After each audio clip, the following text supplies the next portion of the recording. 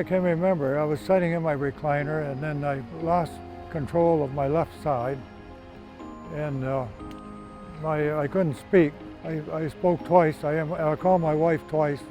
That was the end of my speech. And then immediately she called tears. When we arrived, we went inside and realized that the patient was indeed having a stroke and started to get the wheels turning for the helicopter landing and the fire department to come and assist with lifting. We could see he was in a fair amount of distress and needed to move quickly to get him to a care center that could fix his problem.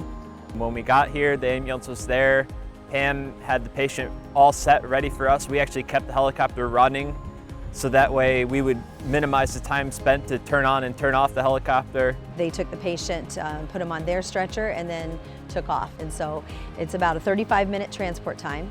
We did our treatments all en route. We were able to call the hospital, talk to the doctor, explain what was going on. They were able to get their team ready, so as soon as we got out of the elevator, we knew exactly where we were going. If we would have taken him by ambulance, it would have been about an hour and 45 minutes. So these decisions we make as we hear what type of patient we are having, and then once we see the patient and assess them, then we decide how the patient is going to go and where they're going to go, or we at least try to. So if the helicopter is able to take them, then we definitely would prefer them going that way.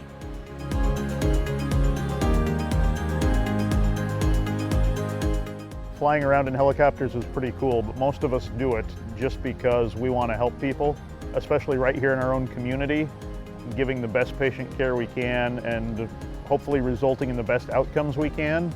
And it's very refreshing to every now and then actually get to meet the patient after we've transported them, which is somewhat of a rarity in emergency services. Being able to not be helpless in a situation is why I became a paramedic.